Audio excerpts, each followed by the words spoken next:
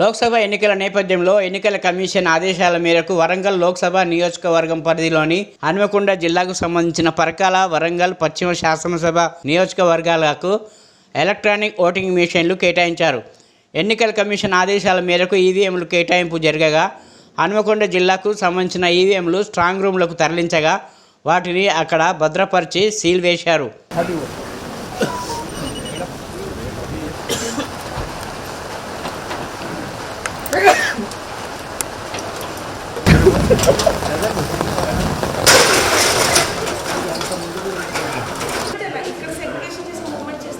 ఇక్కడ సెగ్రిగేషన్ చేసినాం, బయట ఇక్కడ చేసేసి